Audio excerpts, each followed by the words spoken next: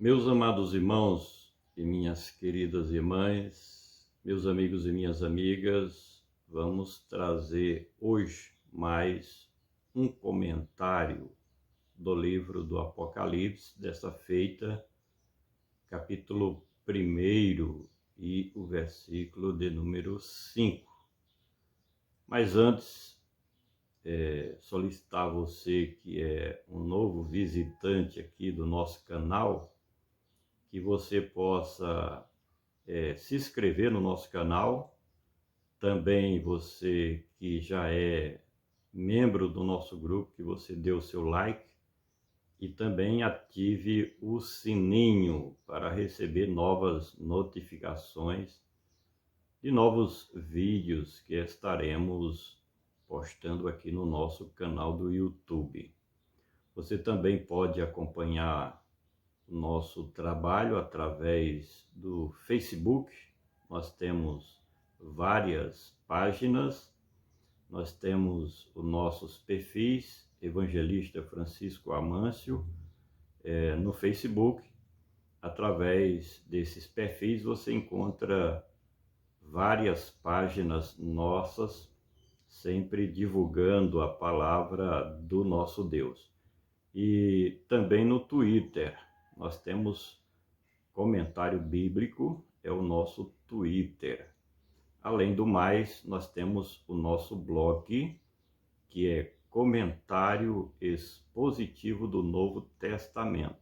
No nosso blog, você vai encontrar o Apocalipse completo, versículo por versículo, e a explicação detalhada, porque o nosso comentário é a exposição do texto bíblico, explicando e comentando cada frase, cada palavra, e você só tem a ganhar se visitar o nosso blog, repetindo, Comentário Expositivo do Novo Testamento.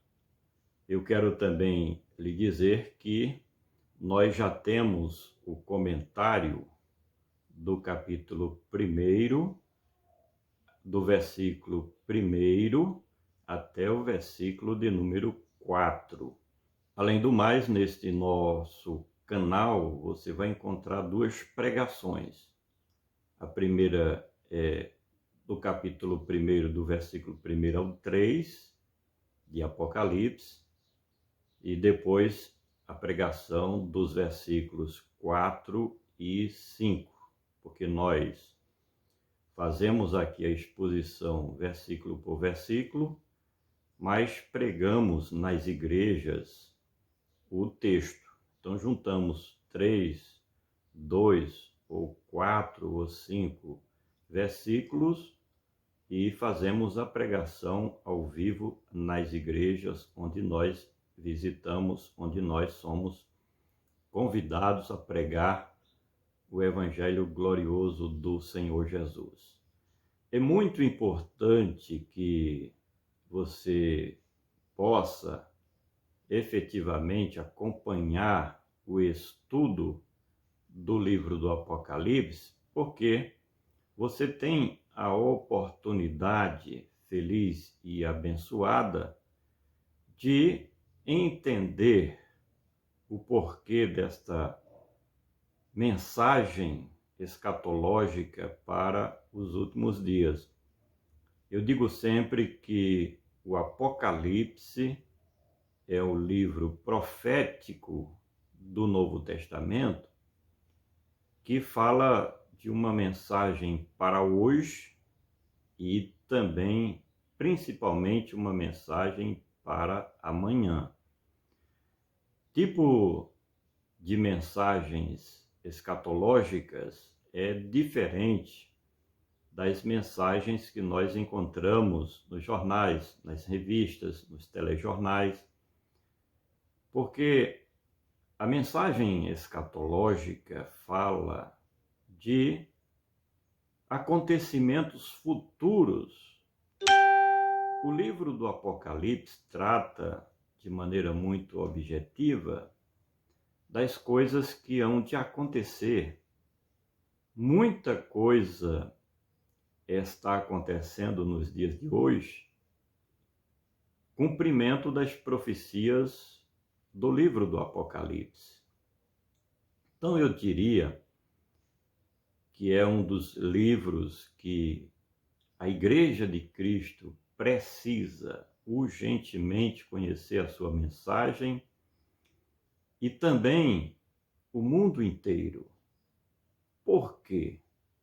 Porque nós estamos vivenciando coisas acontecerem não só em nosso país, mas em todo o mundo, que fala justamente que nós estamos no fim dos tempos.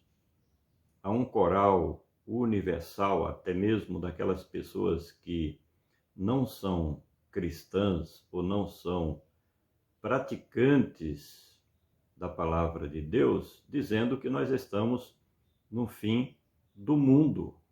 E isso caracteriza o tempo atual. E se há um livro religioso escrito, reconhecido como autoridade no Novo Testamento, na Bíblia Sagrada, é o Apocalipse, que nos revela.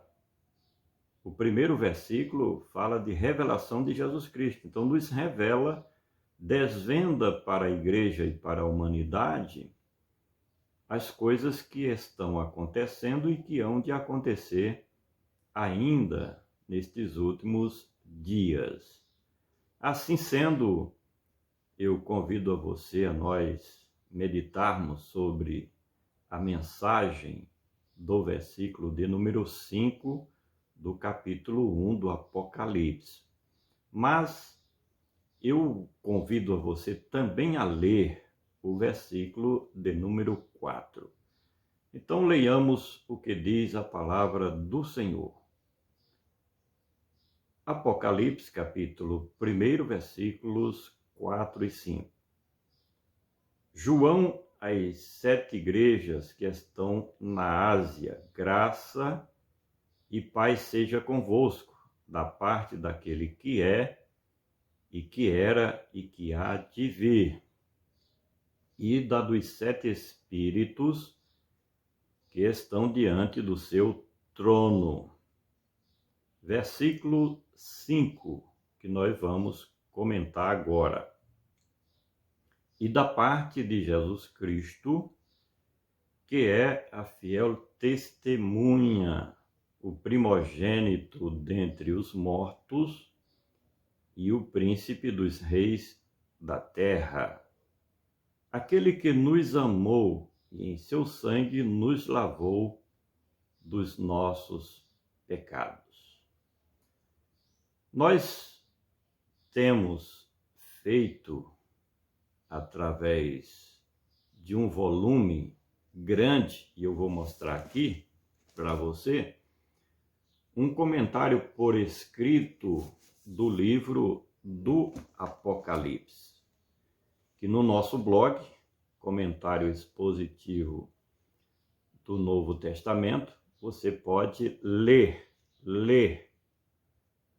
o nosso comentário expositivo, versículo por versículo, frase por frase, palavras por palavras, as palavras mais importantes, nós colocamos em destaques para trazer uma exposição detalhada do livro do Apocalipse para você. Mas nós também estamos fazendo este comentário em vídeo.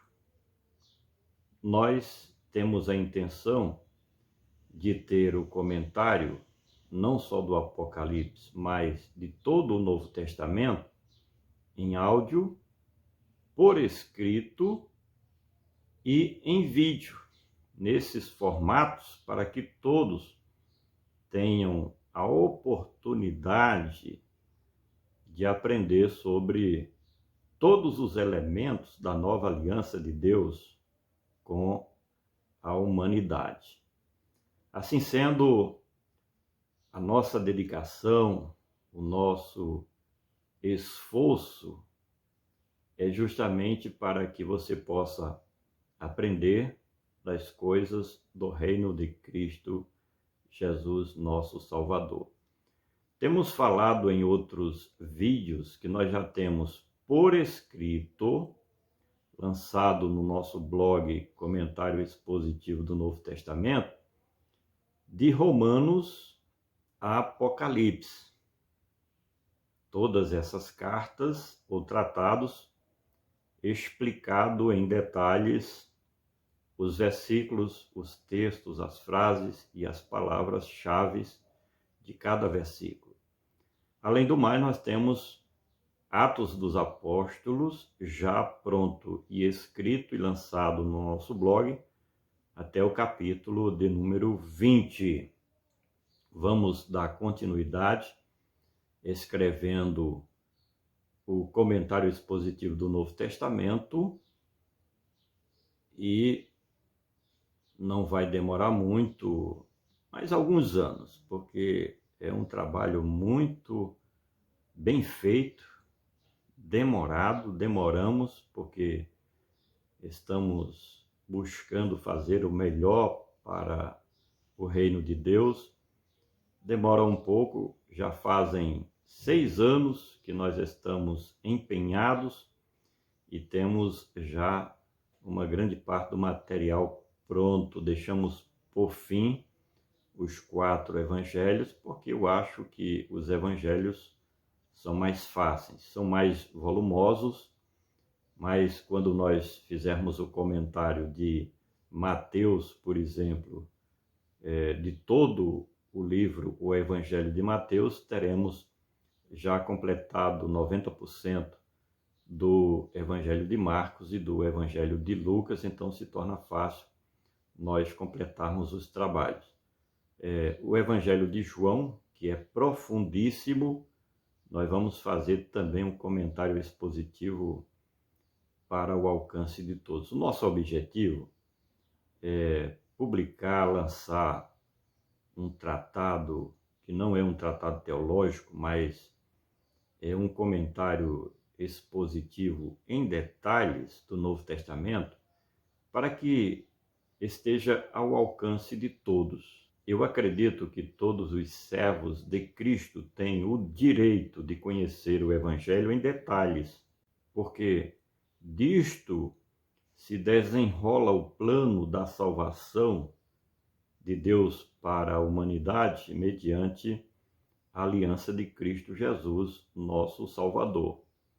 De forma que a minha vida inteira como cristão foi estudando o Evangelho de Cristo, principalmente o Novo Testamento. Eu sou um estudioso do Novo Testamento, efetivamente para trazer nesses últimos dias uma mensagem simples, clara e objetiva para todo e qualquer servo de Cristo, serva de Cristo, que amam a palavra do nosso Deus.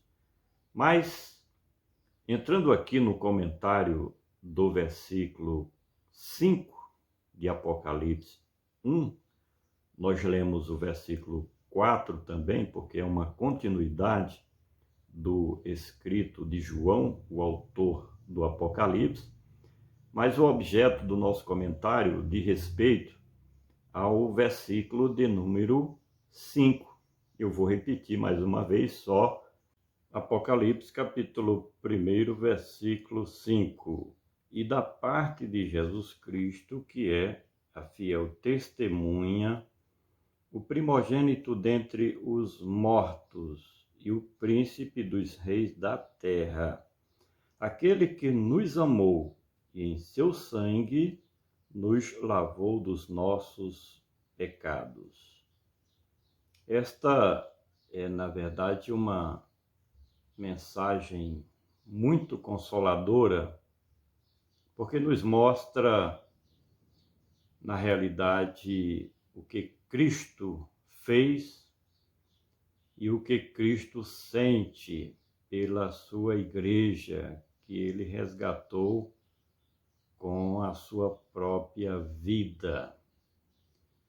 e da parte de Jesus Cristo. O apóstolo João, ele se sente uma pessoa humilde. É tanto que ele coloca a assinatura, já aqui no primeiro capítulo do seu livro, tanto do Deus Todo-Poderoso, o Deus de Israel, o Deus de Abraão, de Isaac e de Jacó, como também destaca a assinatura, o Amém, o assim seja do Espírito Santo, e, acima de tudo, a assinatura de Cristo Jesus, o Filho de Deus. Então, quando João coloca da parte de Jesus Cristo, ele estava passando para as igrejas da Ásia Menor a informação de que esse tratado, ou esta palavra, não era dele próprio, mas era uma mensagem da parte do Deus Todo-Poderoso, o Criador de todas as coisas, do Espírito Santo, e de Cristo Jesus, que é e que era, na época, o dono da igreja, e que sempre será o dono da igreja, a cabeça da igreja, o rei da igreja, o príncipe da igreja. Quem é? Cristo Jesus. Nós encontramos nesta primeira frase o nome próprio do Filho de Deus, Jesus. Quem estuda o Novo Testamento sabe que este nome próprio do Filho de Deus, Jesus, quer dizer aquele que veio salvar, conforme Mateus capítulo 1 e o versículo de número 21. E o próprio nome Jesus fala justamente da missão do Messias de Deus neste mundo. Quando nós lemos as profecias messiânicas do Velho Testamento, aprendemos em inúmeras delas que Deus prometia ao seu povo Israel um Salvador, um Redentor, alguém que viria na plenitude dos tempos para livrar o seu povo, os judeus, os hebreus, do pecado. Porque todas as oblações, sacrifícios, ofertas da velha aliança já não satisfazia a vontade de Deus com respeito a resolver o problema do pecado. Então foi o próprio Deus quem enviou o Senhor Jesus e foi o próprio Deus quem deu o nome de Jesus ao Messias. Esse é o nome humano do enviado de Deus, do ungido de Deus, do profeta de Deus, do sacerdote eterno segundo a ordem de Melquisedeque, do filho de Davi, do filho de Abraão, Jesus, o Nazareno, o Verbo de Deus, aquele que é Deus. Então o nome próprio já falava para os israelitas a respeito da missão do Messias de Deus. Para que Jesus estava ali? Porque ele era o Salvador. Então, quando o anjo ordena ao nobre casal Maria, a mãe de Jesus, e a José, o pai de criação do Senhor Jesus, que o nome seria Jesus, o Deus amoroso estava sinalizando de que a salvação estava chegando ao mundo. E em se tratando do sobrenome Cristo, aí as Escrituras, elas nos revelam a totalidade das promessas de Deus para com a sua nação amada, Israel, bem como para todas as nações do mundo. Porque o sobrenome Cristo, que é um adjetivo qualificativo, falava justamente da missão de Jesus. O nome Cristo já era conhecido entre os judeus antes mesmo da vinda de Jesus, o homem Jesus, o profeta Jesus, o sacerdote Jesus. Porque esse Cristo significa o enviado de Deus. Cristo significa o ungido de Deus. E eu diria muito mais que Cristo nos fala de tudo aquilo que já estava previsto e determinado pelo El Shaddai de Israel para que se cumprisse já dentro do tempo da nova aliança de Deus com a humanidade, com Israel, mas também com os gentios, ou seja, com todas as demais nações do mundo. Então, esta carta, ou este tratado chamado Apocalipse, livro revelador, livro escatológico, vinha diretamente do dono da igreja, o Messias de Deus, o Salvador do mundo, o Senhor Jesus Cristo.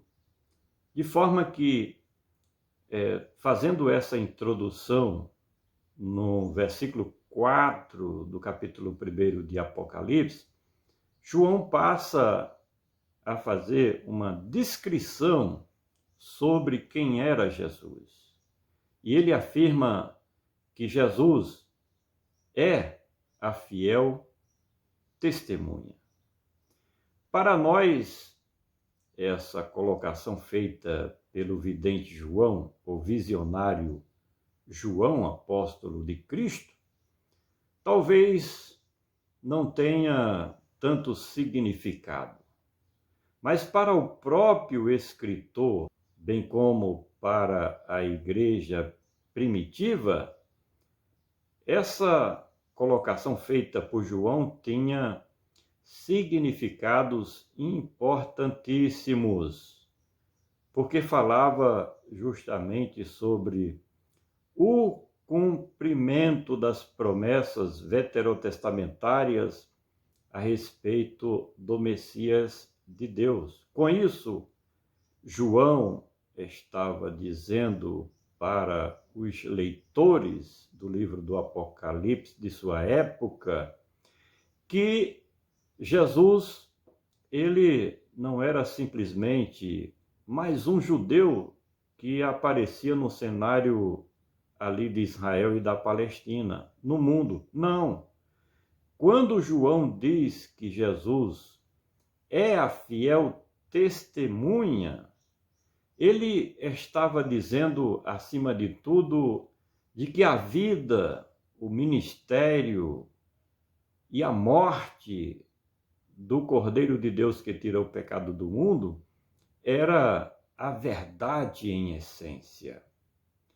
O Senhor Jesus e tudo que lhe aconteceu durante a sua peregrinação na terra, cumprindo assim as ordens superiores do Deus Todo-Poderoso, aqui na terra, tudo o que aconteceu com ele eram cumprimentos das determinações de Deus para Israel, mas e principalmente para todas as nações do mundo, os gentios. Quando João diz que Jesus é a fiel testemunha, ele fala que o Senhor Jesus, como profeta, tudo que ele falou estava de acordo com os parâmetros da nova aliança de Deus com a humanidade. Bem como João quis dizer para os seus leitores da época que Jesus era fiel testemunha. Por quê? Porque tudo que ele fez, realizou, prodigalizou, estava de acordo com a vontade do Papai Celestial. E diz mais que Jesus, como fiel testemunha, ele é digno de toda a aceitação. Nada do que aconteceu, nada do que ele falou, nada do que ele realizou tinha qualquer resquício de falsidade, de artificialismo. Não. Pelo contrário, a vida do Senhor Jesus foi absolutamente transparente. Ele falou, fez e realizou coisas verdadeiras, reais. Tudo o que os evangelhos notificam e dão testemunho, e principalmente o evangelho de João, escrito pelo mesmo apóstolo de Cristo que escreveu o livro do Apocalipse, bem como as suas 3 epístolas universais, é a mais pura verdade. João recebeu a ordem da parte de Deus para escrever as coisas que ele tinha visto com seus próprios olhos. E João tinha o testemunho e a experiência de vida o suficiente, tinha credibilidade ali na Ásia Menor para dizer que o seu Senhor, o seu Salvador, o seu Mestre, Jesus Cristo, que era o enviador desta carta, era a verdade em essência. Por isso que ele diz que Jesus Cristo era e é e sempre será a fiel testemunha. O primogênito dentre os mortos.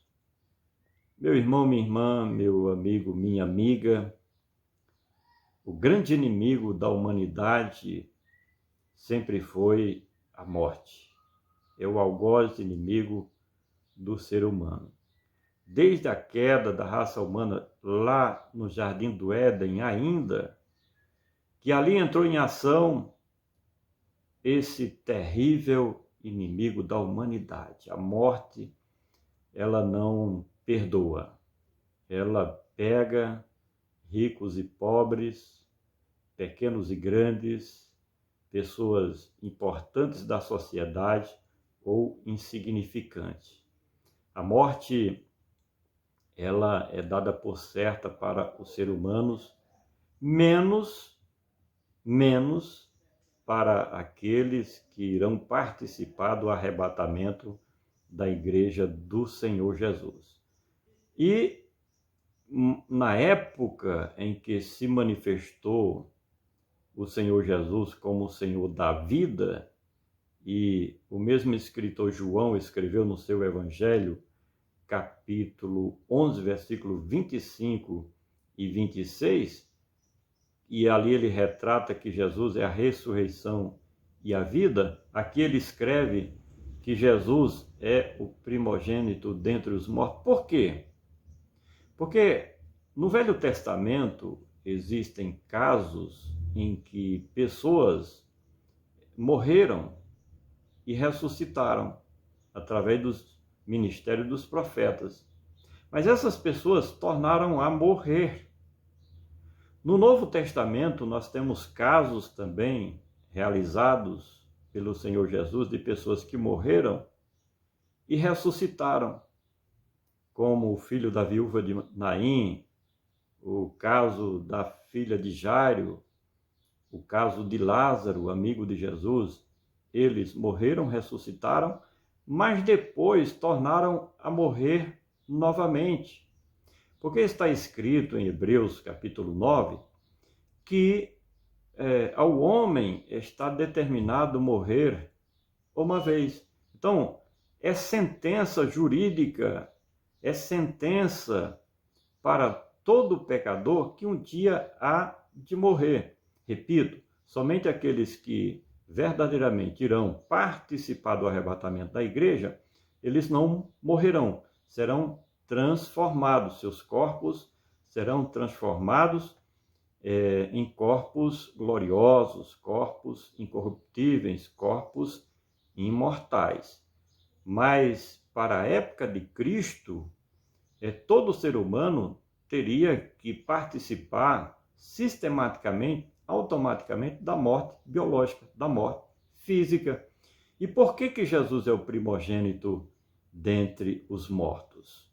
Porque ele foi o único que morreu, ressuscitou e nunca mais morrerá. Além do mais, como primogênito dos mortos, ele tem em si mesmo o poder, porque recebeu de Deus Pai esse poder, essa virtude, para ressuscitar a todos aqueles que, desde a fundação do mundo, morreram, mas que viveram uma vida justa, de acordo com a velha dispensação. Bem como todos aqueles que morreram já, até o dia de hoje, até esse minuto que nós estamos gravando essa mensagem, todos que morreram, Cristo tem poder para ressuscitar todas estas vidas, todas estas almas, no dia do seu arrebatamento, no arrebatamento da igreja, no momento em que Cristo vai buscar a sua igreja, vem buscar a sua igreja. Ele tem esse poder de ressuscitar os mortos. Por isso que João está dizendo neste tratado teológico cristão que Cristo é o Senhor da morte também. Ele é o primogênito dentre os mortos. Ele foi o primeiro que ressuscitou com essa modalidade de vida, a vida em si mesmo, a vida eterna. E tem mais, João diz que ele é o príncipe dos reis da terra. Olha, isso vai além da teologia normal ou comum das igrejas atuais, na sua grande maioria. Porque as pessoas apenas pregam o reino milenial de Cristo aqui na Terra. Mas eu diria que esta colocação feita por João no livro do Apocalipse, capítulo 1, versículo 5, nos mostra que esse conceito a respeito do Senhor Jesus tem uma grandeza infinita, porque ele, como Deus, sempre esteve com o Pai. E as Escrituras afirmam que nada do que acontece na terra, nada do que aconteceu na terra, nada do que acontecerá na terra foge do controle de Deus. Jesus, quem é Jesus? É o Filho de Deus. Quem é Jesus? Ele é príncipe, porque Deus é o Rei Supremo. E o Filho de Deus é o príncipe, é rei também. A Bíblia diz, em 1 Coríntios, capítulo 15, versículo 24, que Deus entregou o reino ao Filho. E o Senhor Jesus, quando completava o seu ministério aqui na terra, já no finalzinho do seu ministério, ele diz: todo o poder me foi dado em cima nos céus e embaixo na terra. Capítulo 19 de Apocalipse, versículo 16, diz que Jesus é Rei dos reis e Senhor dos senhores. O que João tentava transmitir para os seus leitores daquela época, ou ouvintes das mensagens transmitidas pelas lideranças locais destas igrejas, é que o Senhor Jesus manda em tudo e em todos. Não existe nenhum governante, seja ele de uma grande nação, de uma primeira potência mundial, seja ele de uma pequena prefeitura no interior do nosso país, nos rincões do país, todas estas autoridades, no capítulo 13 de Romanos, os 3 primeiros versículos, Paulo deixa bem claro que todas as autoridades são constituídas por Deus. Mas Deus constitui também, através de Cristo, até autoridades para o mal. Ele manda em tudo. Então, João estava esclarecendo para a igreja que toda perseguição do império político de Roma daquela época, os seus reis, os seus governantes, que a igreja suportasse, porque era para aquele mesmo fim que Deus, em Cristo Jesus, tinha levantado aquelas autoridades. Olha, o controle das autoridades está sob o comando de Cristo, gente. Não tem outra afirmativa mais verdadeira do que esta. Agora, ele permite, existe a vontade determinativa de Cristo e existe a vontade permissiva de Cristo. E você olha e vê um ímpio, um homem mau, governando um país, um estado, um município, diz assim, não, esse homem não tem nada a ver com Deus. É permissão de Cristo. Até o diabo, que é o ser mais maléfico que possamos imaginar, Cristo foi quem criou. Deus foi quem criou o diabo. Porque no princípio, antes da sua rebelião, quem era ele? Era Lúcifer, um anjo de luz. Está entendendo? Então Deus permite determinadas coisas que a gente, nesta dimensão da vida, não entende. Só na eternidade futura é que nós vamos entender todos os mistérios das coisas de Deus. Então João, de maneira muito direta, ele falava para as igrejas ali da Ásia Menor, e essa mensagem chega até nós como uma revelação profunda de que Cristo, ele é o príncipe dos reis da terra. Príncipe é aquele que está no topo, acima de todos. Essa colocação, príncipe, fala sobre o chefe supremo de uma nação, ou de um império, ou de uma reunião, ou de um país, enfim. Não precisa a gente aqui multiplicar colocações para que se chegue à conclusão de que Cristo, ele é o príncipe dos reis da terra e que ele manda nos presidentes de repúblicas em todos os países do mundo, ele manda nos governadores, ele quem determina o surgimento de novas lideranças nos municípios, enfim, em todos os setores da sociedade, quem lidera, Cristo é a cabeça. É ele que manda, é ele que constitui, é ele que derriba, é ele que bota, é ele que tira. Além do mais, agora nós chegamos numa parte importante deste versículo, quando diz assim, olha, aquele que nos amou.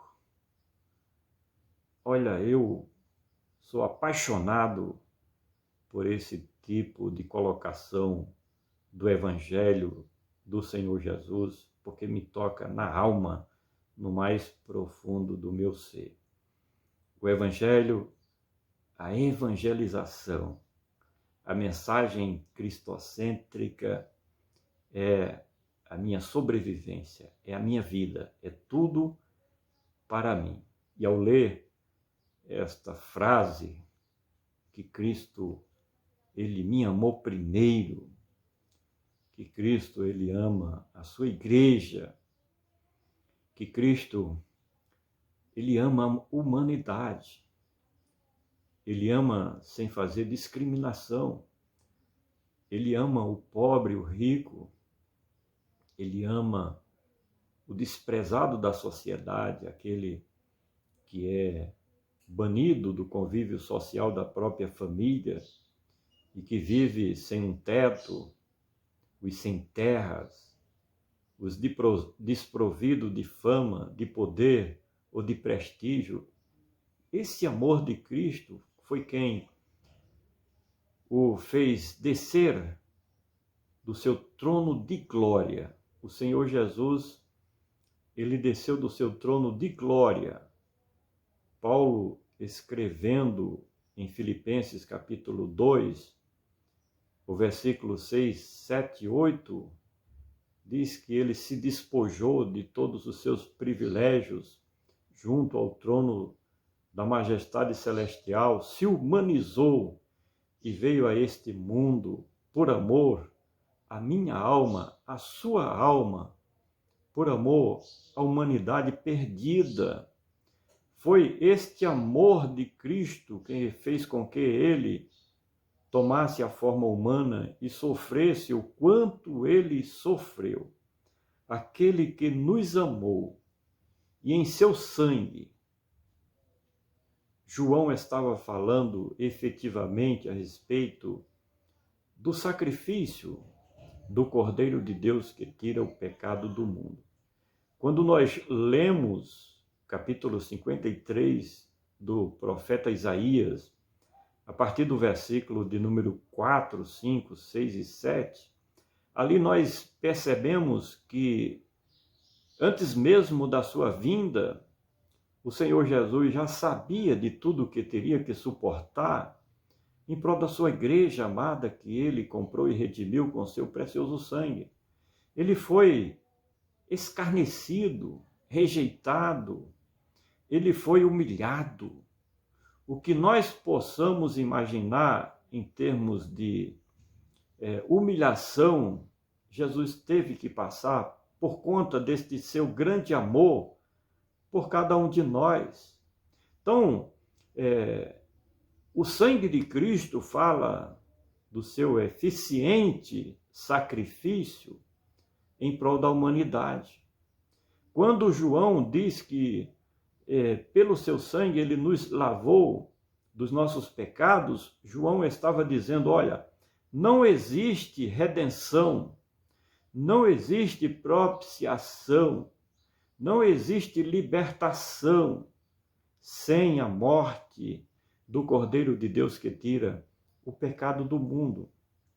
O homem, ele pode ser caridoso, ele pode ser direito, como nós afirmamos aqui em nossa região, uma pessoa correta, pagador das suas dívidas e responsabilidades sociais, uma pessoa que cumpre as leis do seu país, da sua região, porque quer ser um cidadão de bem, mas isso não é suficiente para salvar a ninguém.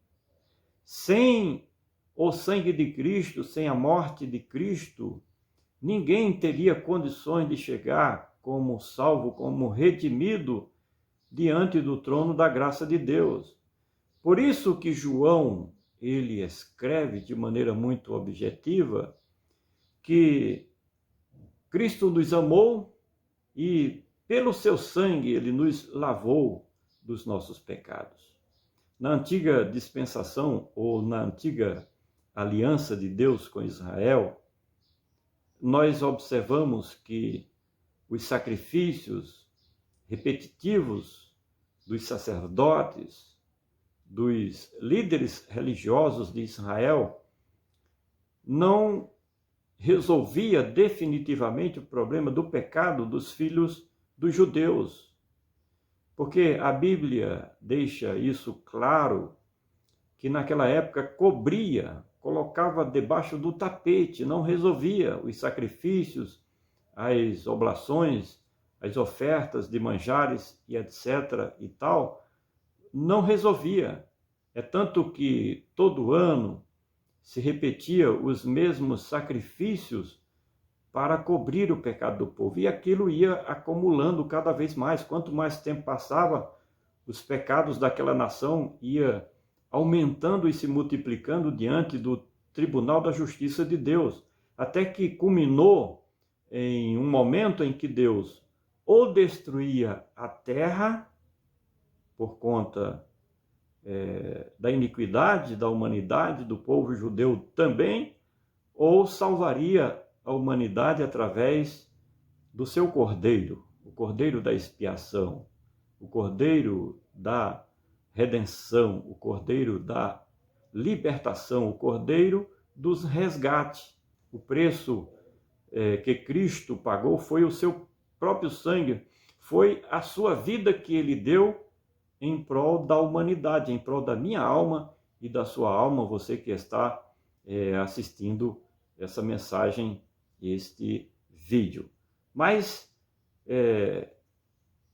o que nós podemos resumir nesse texto é o elevado valor que o Senhor Jesus ele deve ter para a sua igreja, porque os nossos pecados foram perdoados, foram lavados pelo sacrifício de Cristo. Quando ele derramou o seu sangue na cruz do Calvário, era o preço da redenção, era o preço da propiciação, era o sacrifício perfeito que satisfazia a justiça de Deus. O homem, por mais religioso que ele seja, não satisfaz o seu modo de vida a justiça de Deus. Mas Cristo Jesus, quando ele deu a sua própria vida, por isso que fala sobre o sangue, e biblicamente falando, o sangue fala sobre vida, ele deu a vida para nos salvar e nos redimir dos nossos pecados. Então fica essa mensagem para você, meu irmão, minha irmã, e para você também, meu amigo, minha amiga, que ainda não fez um compromisso de fidelidade com o reino de Cristo, que ainda não aceitou a Jesus como Senhor e Salvador da sua alma. É uma mensagem evangelística, porque fala sobre a vitória de Cristo no que diz respeito ao pecado da humanidade e a vitória também daqueles que se tornam filhos de Deus porque recebem a Cristo como Senhor e Salvador da sua alma. Finalmente, queremos mais uma vez solicitar a você que ainda não é membro do nosso canal, que você se inscreva. Não se esqueça de se inscrever no nosso canal. Você que já é inscrito no nosso canal, você pode dar o seu joinha, né? É aquele sinal assim que tem embaixo do vídeo, e também você ativar o sininho para receber novas notificações.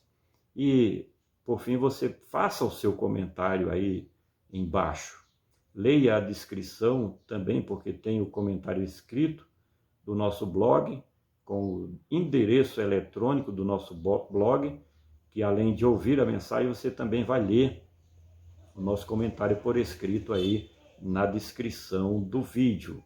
Então faça o seu comentário se você gostou, faça o seu comentário acrescentando alguma coisa que nós deixamos de falar aqui e, finalmente, faça o seu comentário nos ajudando e nos orientando de que forma nós podemos melhorar esse nosso trabalho, porque mais de 30 anos que eu estou envolvido na obra de Deus, eu quero sempre dar o melhor da minha vida, das minhas atividades para o reino de Cristo Jesus. Então você pode deixar o seu comentário falando-nos como podemos melhorar o nosso trabalho aqui no nosso canal do YouTube.